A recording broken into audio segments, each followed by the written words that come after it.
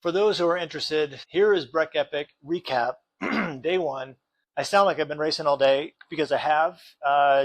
2025 Breck Epic. I'm doing the 3-day event, and the lesson of the day is this: train for a state mountain bike stage race before you enter a mountain bike stage race. It turns out that I haven't really done that, and I kind of knew that coming into it, but what the hell? These are big days. Today was in total, I had, between even just a little bit of a warm up, 1,800 feet of climbing. For those of you that don't ride a bike that much, let's just say it's a lot. In fact, some of it was so chunky and hard that I had to walk up parts of it, partly because of elevation, partly because of the pitch, probably because it's just chunky. It's basically like a stream bed, but a lot of people were, there's like an army of people walking up this hill. So there's a couple of sections of that. The weather was good.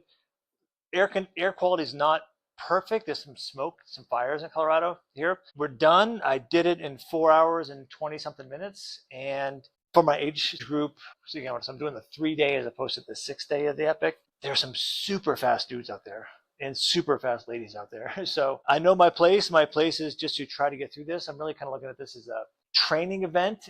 And I mean, I friggin' love mountain biking, so it's all good. But I really want to be able to do the 6-day next year.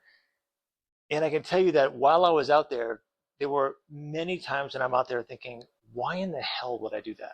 That is absolutely brutal. And like all super hard things, when you're in the midst of it, it totally sucks, super hard. I mean, super uncomfortable, breathing in dust and elevation and not great air quality. So my throat's all screwed up now. Then you get done, and what's going to make it even better is that Kristen just went out and she's going to grab me a pizza. So it's sort of in between lunch and dinner, but I'm going to have a pizza. And I'm sure that tomorrow I'm going to say, man, that was great. What a great day. I'm going to try to get after it again. I have to pace myself because, again, we're at an elevation. Air is thin. I'm not acclimated to this. I mean, we climbed 10,000, 11,000 plus feet today. Tomorrow is another big day, so actually more miles tomorrow. Today was 36 or 37 miles, 5,000 plus feet of climbing. Tomorrow is about the same climbing, a few more miles, so a little bit more distance. So it's like 42 or 44 miles of riding. Yeah, so that's it. I mean, the good news is bike held up well. Limiting factor was me. I can tell you that in thinking, putting my coaching hat on, this is a fun and whimsical sort of trip. Like, what the hell? I got nothing to lose. It's cool to be able to come out here and do this. Next year, I will want a bike that's a little bit lighter. I really kind of built this thing up. My Santa Cruz 5010, I built it up to be pretty bomb-proof. And I think it is pretty bomb-proof, but it is a tank.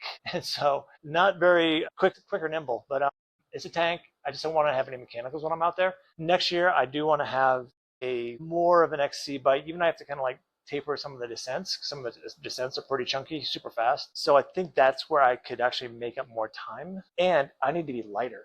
So I'm not going to go back to roadie level of weight where I was when I was doing stage races at, I think the lowest was like 157 pounds, which is way too light for me and my frame. So I think right now I'm probably 177, 178. Excuse me. So the people who are super fast here, not coincidentally, most of them are lean and not super muscular, perhaps. But so I will kind of morph my body for that for next year, just to kind of get a little bit more performance out of it. So that'll be a project for me. But the good news is weather looks pretty good tomorrow. The thing with being in the mountains is that there's always this risk of afternoon rain or thunderstorms that can kind of come over the mountain. Weather can change quickly here, so you don't know what to get. But all in, Breck Epic, super supported. People are super nice. I may get a bike wash for when you're finished. I look at myself, I punched a tree, for getting in the way. Yeah, so it's super well supported. This is great organization. Can't say enough about it. There's a meeting every evening, which I'm not super stoked about. I think it's great to have one, but the last thing I want to do is at 5 o'clock bike downtown to sit around for an hour to have a meeting, even though they go over safety stuff and the next day stage and all that sort of stuff. So it's all well and good. But ultimately, my goal at this point is to recover as much as I can.